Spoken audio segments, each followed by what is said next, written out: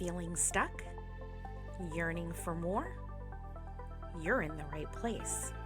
This is Midlife Moxie with Nicole Hate, where you're going to get a weekly dose of courage, clarity, and maybe a little bit of chaos as we navigate our best chapter yet, midlife. Welcome back to Midlife Moxie with Nicole Hate. I am your host, Nicole. And today we're going to get on a topic that sits very near the heart of transformations in midlife. We're going to talk about showing up authentically in your relationships. Let me start with a premise that might feel somewhat dangerous to you. The difficult woman that you have been carefully suppressing, she's not the problem. She is the revolution that your relationships have been waiting for. Think about it. For decades, you've been performing. Good wife, good mother, good friend, good daughter. I bet you've swallowed your real opinions, have hidden your needs, and have managed everyone else's feelings but your own.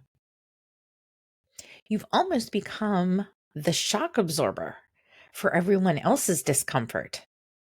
You're always the one that makes sure everyone else is okay, even if you're falling apart inside. But during this stage of life, in midlife, something shifts. The cost of performance becomes unbearable. The exhaustion sets in. The resentment builds. And your body starts to rebel against the constant vigilance required to keep everyone else comfortable. And there is a quiet, insistent voice that is starting to ask, is this all there is? Is this who I really am? And that voice gets louder as you realize that you've been living someone else's script for your life, performing a version of yourself that was designed to be palatable, manageable, and non-threatening. So we're not going to just talk about relationships, but it speaks on reclaiming your life. The truth is, you can't have authentic connections when you're not being authentic with yourself. You can't experience real intimacy when you're hiding behind a performance. And you can't build meaningful relationships when you're abandoning yourself to maintain them. Showing up in midlife means that you authentically need to stop abandoning yourself to keep everyone else comfortable. It means your rage about decades of performance gets honored as sacred information because that anger is telling you something important about what you've been tolerating. It means that you choose honest over harmonious, even when it scares the shit out of you. Even when your hands are shaking. And even when every fiber of your being is screaming that you're about to ruin everything. This isn't about being difficult. It's about being real. It's not about dominance, but it is about dignity. It's not about winning. It's about not abandoning yourself for connection. Here's something that I want you to take away because I haven't really heard anyone else mention this. The connections that you build through performance, they're not actually connections with you. They're connections tied with the role that you play.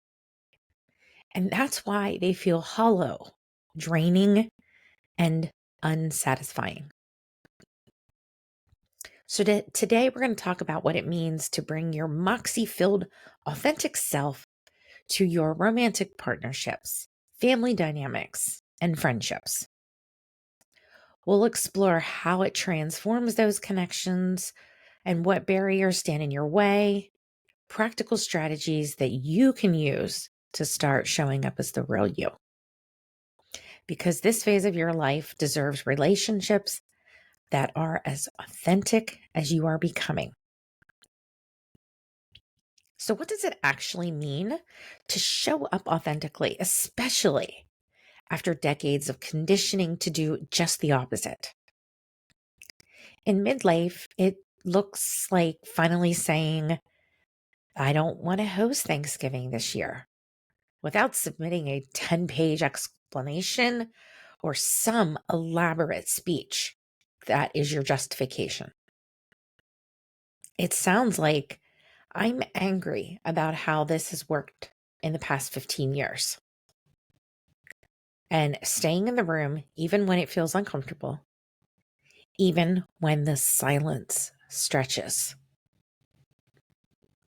It feels like telling someone, I need space, not solutions, and trusting that they can handle your needs without you managing their reaction. It's saying that doesn't work for me instead of I'm sorry, but maybe if it's okay with everyone else. It's expressing a preference without apologizing for having one. It's disagreeing without immediately softening your position to make everyone else comfortable. It's showing anger without rushing to reassure everyone that you're not really angry. This isn't about creating conflict for the sake of it. It's really looking at what happens when you stop being the shock absorber for everyone else's discomfort. When you stop performing, you introduce a new variable into the equation of your relationships, your true self. And that can change everything because some people just won't know what to do with the real you. They've gotten very comfortable with the performed version of you, and they might resist this change. But there will still be others who will breathe a sigh of relief because they too have been waiting for permission to be real. In romantic partnerships, this shift can be terrifying. You're no longer easygoing or the accommodating partner you may have been for years. You now start expressing needs that might have been buried for decades. Things like, I need to feel like a priority, and right now I don't. I'm tired of being the only one who remembers important dates. I need help with this, not advice about how I should handle it differently. You might find your voice about inequalities in the relationship that you've long ignored, or even the mental load that you've been carrying, or the emotional labor that you've been doing, and the ways that you've been making yourself smaller just to avoid conflict. And the result? Intimacy can deepen, or the illusion can shatter. The relationship will either evolve to hold the real you with all of your needs and opinions and boundaries, or it becomes clear that it was only built for the performed version of you. And yes, that's scary. But it's also liberating because you finally get to find out if your partnership can handle the truth of who you are. With family, authenticity often disrupts long-standing patterns that have been in place for decades. You might be the first person in your family to say no, to set a boundary, to refuse to participate in the usual drama or dysfunction. Sentences like, I'm not going to discuss my weight with you anymore. I won't be the mediator in your conflicts with each other. Or I'm just simply done being the family therapist. And this can all be met with significant resistance because some family members have benefited from your people-pleasing ways. They got comfortable with you being uncomfortable. They relied on you to absorb the tension, manage the emotions, and keep the peace. And when you stop playing that role, it forces everyone else to deal with their own stuff. And they may not like that. They may try to guilt you back into old patterns, and they may say things like, you've changed, or you used to be so easy to get along with, or simply, what's wrong with you? But it also creates the possibility for healthier, more honest connections, even if they're different from what you've had before. Some family members will rise to meet you in this new space, and others won't. And that's the information that you need to have. In friendships, authenticity acts as a powerful filter. Surface level friendships that were built on shared circumstances or mutual people pleasing may naturally fade away. The friends who called or text only when they needed something, who never asked you how you were doing, who expected you to be their unpaid therapist, those connections often can't survive your newfound boundaries. But something also can magically happen. Women who are done performing start to recognize one another. There's a quality of presence, of realness that draws authentic people together. And now you start to attract friends who are drawn to your honesty, not your performance. Friends who can handle your bad days as well as your good ones. Friends who want to know what you actually think, not what you think they want to hear. And the common thread in all of this is that people who stay there for you, not what you do for them. They're not there because you're useful or convenient or easy to manage. They're there because they genuinely enjoy your company.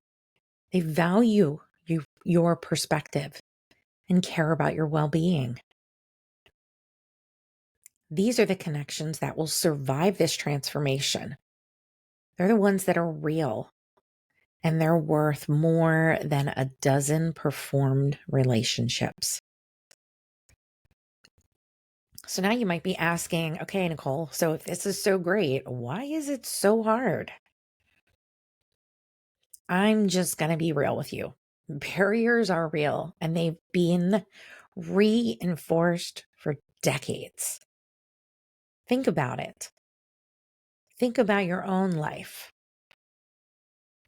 You may have the biggest one in your life as fear of abandonment, because we've learned early on as children, compliance was the price of connection. Internally, our brains might be telling us, if I'm difficult, I'll be alone. And that fear feels life-threatening because for many women, it was. Being cast out for being too much, being unlovable. They weren't just fears. They were real consequences for stepping out of line. And then there's the guilt programming. You've been trained to feel responsible for everyone else's feelings. Setting a boundary that makes someone else uncomfortable triggers a tidal wave of guilt. Your little voice inside your head are saying things like, I hurt their feelings, or I'm being mean. I should just go along with it. You've learned to equate selfish with bad person. And choosing yourself feels like a moral failing. The guilt is automatic and it's intense. And that can stop you in your tracks before you even try. Let's talk about identity crisis. Because if you're not the helper, the fixer, the easy one, who are you? You've built your entire sense of self around being needed, being useful, and being the one who makes everything okay. Without that role, you can feel lost and disoriented. You may be saying things to yourself like, if I'm not taking care of everyone else, what's my value? What's my purpose? And this is especially true for women who have built their lives around the caretaker role. When you stop caretaking, you have to face the question of who you are without that identity. And it can be terrifying and disorienting. But it's also an opportunity to build a new identity based on your own values and desires. And let's not forget the very real and practical economic dependencies that can make your authenticity feel like a luxury that you can't afford. If you're financially dependent on someone who benefits from your compliance, if your housing or your healthcare or the well-being of your children depends on keeping the peace, then authenticity can feel genuinely dangerous. And this is a real and valid concern. And it's important to acknowledge that for some women, the risks are very high.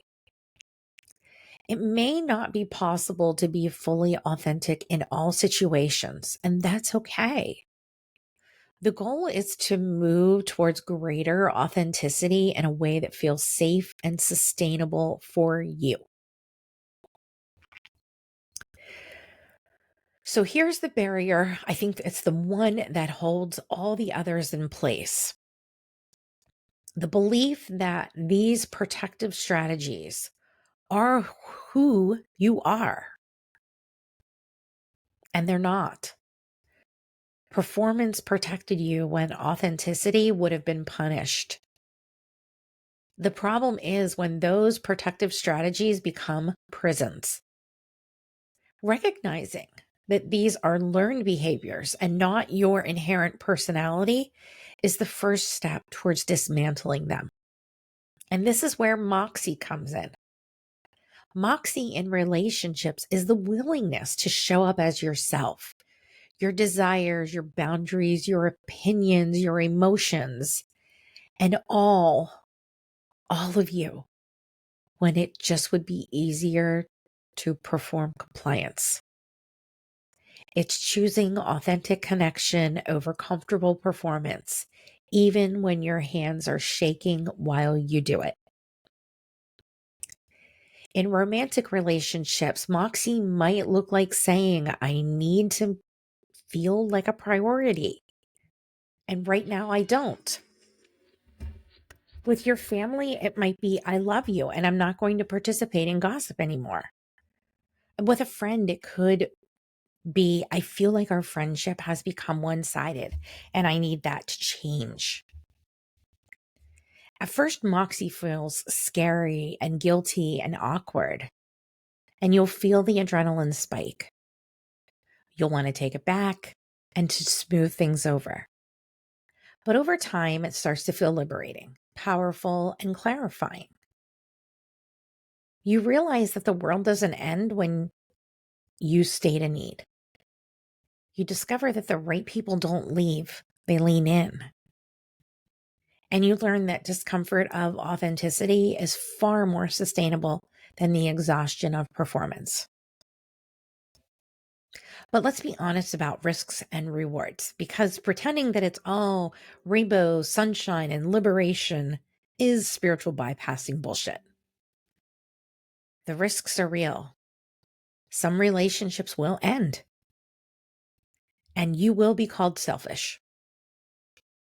The guilt will be intense at first. But the rewards of why women still choose this path. You get your energy back. Real intimacy becomes possible. Resentment dissolves. You discover who you actually are. and you attract people who value the real you, and you get to respect yourself again. So the question isn't it risky to drop those masks? The question is, what's the cost of keeping it on for the rest of your life? So, how do you start? Not with a grand gesture, but with small, consistent practices that build your authenticity muscle over time. Start with practice the pause. When someone asks something of you, instead of your automatic yes, say, let me think about that and get back to you. Or I need to check my calendar. Or give me a minute to consider that. This creates space for a different choice. People pleasing happens in the speed of response. You say yes before you've even considered if you want to. The pause gives you time to check in with what you really want. Try the friendship test. When you're about to people please, ask yourself, if my best friend was in this situation, what would I tell her to do? You'd probably tell her that her needs matter, that she doesn't owe anyone an explanation, and that it's okay to say no. You would tell her that she is worthy of love and respect, and that she doesn't have to earn it. So why are you treating yourself worse than you'd treat a friend?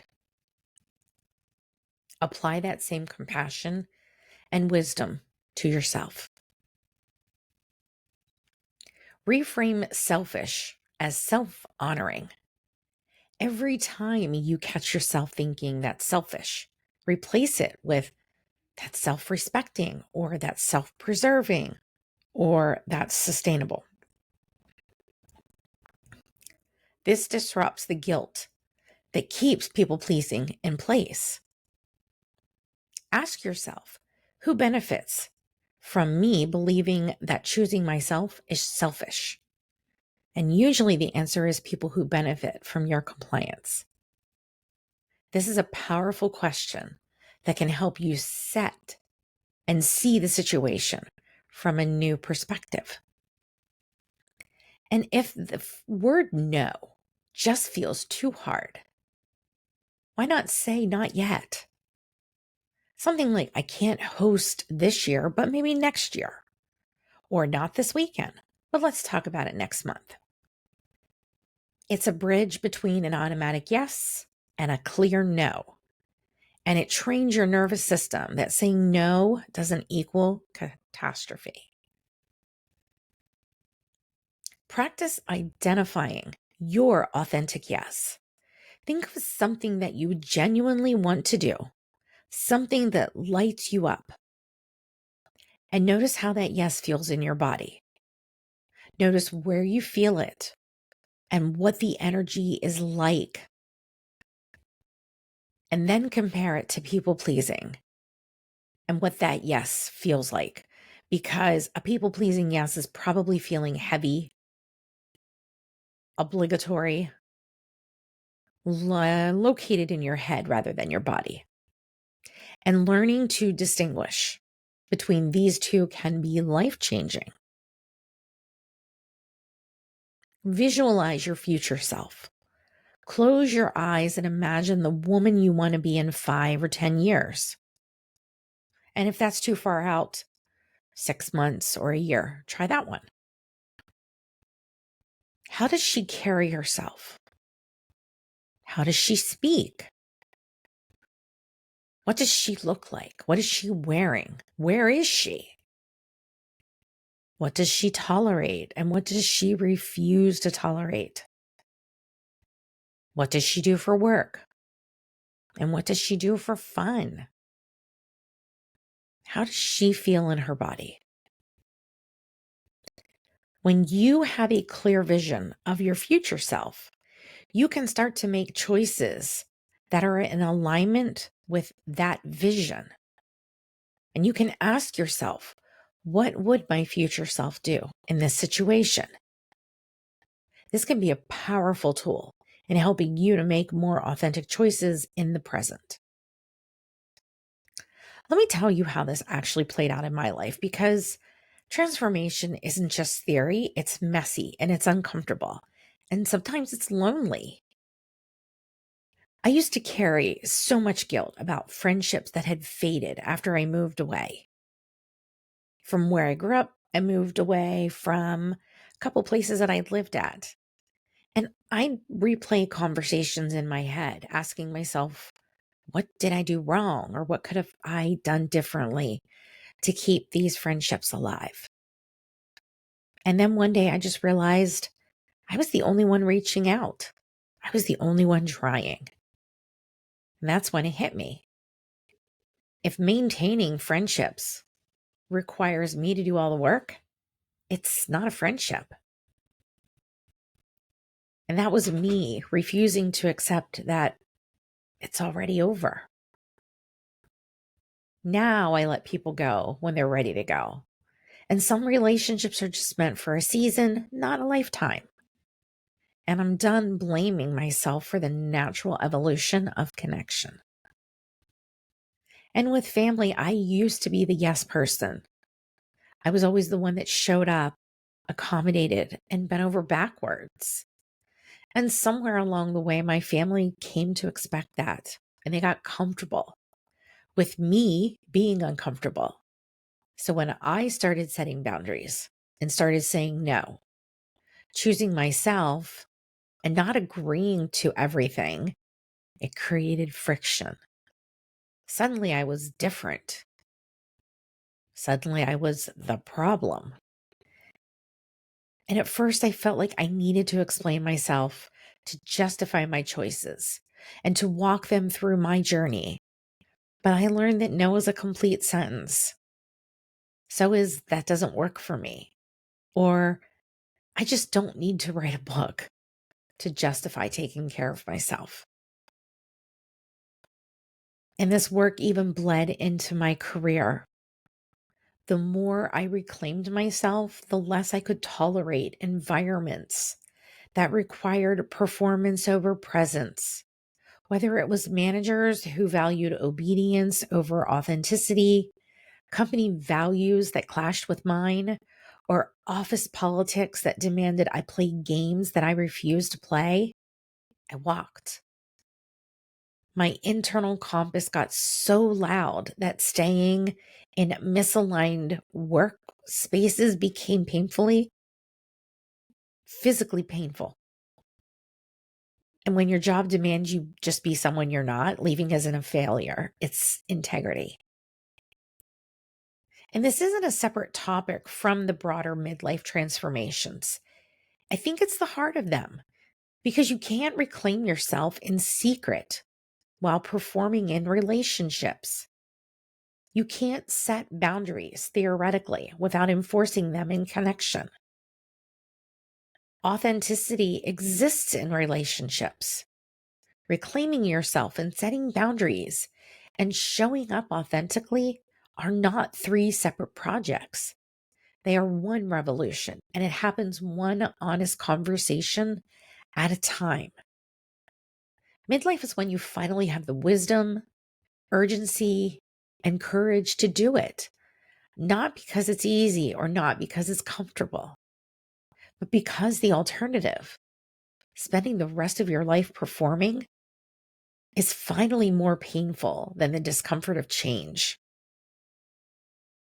So you're not too old, and it's not too late. You're right on time and you're right where you need to be.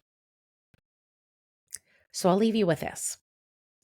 The broader midlife theme is, who am I when I stop being to everyone else needs me to be? And the only answer emerges in the practice of showing up authentically in your actual relationships with actual boundaries while actively reclaiming yourself. This is how you build second half of life that is truly yours. This is how you come home to yourself. And it starts with one honest moment today, right now, with the next person who asks something of you. Thank you for joining me in this conversation. Until next time, be kind to yourself and trust that you know exactly what you need. I will see you on the next episode of Midlife Moxie with Nicole Hate. Before you go, I want to make sure that you know how to stay connected to this work, because what we have talked about today, this is just the beginning. If you're sitting there thinking, holy shit, she just described my entire life, and you want to know exactly what patterns are running the show in your life, I've created something specifically for you. You can head on over to my website, www.nicolehate.com, and take the assessment, which sacred pattern is running your midlife. It's a free diagnostic tool that will tell you exactly where you are in your own conditioning and what your next steps should be. There's no fluff, no generic advice, just precise information about your specific patterns. Because here's the thing, you can't interrupt what you can't see. And most women are trying to change their lives without understanding the deeper nervous system conditioning that is actually driving their choices. If you want to dive deeper into these conversations and connect with other women who are also done performing their way through life, you can join my private Facebook group. Link will be in the show notes. And it's where we have conversations, real, raw, unfiltered truth about women in midlife. And if you want to be on my VIP list for weekly doses of truth that maybe help keep you accountable to your own transformation, there is a link in the show notes, but there's also a link at my website, www.nicolehate.com, where you can sign up to be on my email list. This isn't a typical newsletter filled with tips and inspiration, though I do include that from time to time. This is a newsletter where I share hard truths, insights, raw, unfiltered things that are just not socially acceptable on social media. And these awarenesses that you can take away from what I share can be a catalyst for change. So I invite you to sign up. And if you're ready to go even deeper, because you might be tired of all of this surface level work and you really want a whole system level transformation, everything you need to know about working with me is on my website, www.nicolehate.com. I'm not a coach, and this isn't coaching, and it's not therapy, and it's sure as hell not spiritual bypassing. This is a resurrection of the nervous system. And this is for the woman who is ready to stop performing and start living. You can also follow me on Instagram, Threads, and YouTube at I am Nicole Hate, where I share reminders about conditioning and women and midlife, confronting truths and desires that are just frankly not up for negotiation. So next week we will continue to have discussions that likely will make some of you squirm. It is what I'm best at. But if this episode shifted something for you, do me a favor and leave a review. Not because I need an ego boost, but because there are women out there who are Googling, why do I feel invisible in my own life at 2 a.m.? And your review might be what helps them find this podcast. Your review could also be the breadcrumb that leads another woman out of performance prison and into her own resurrection. So until next week, remember, you don't need permission to want what you want. You never did. That was just conditioning dressed up as consideration. You're a woman in midlife. You don't need permission. You just need to have desires and wants and the ability to go after all of them. So stop asking and start claiming.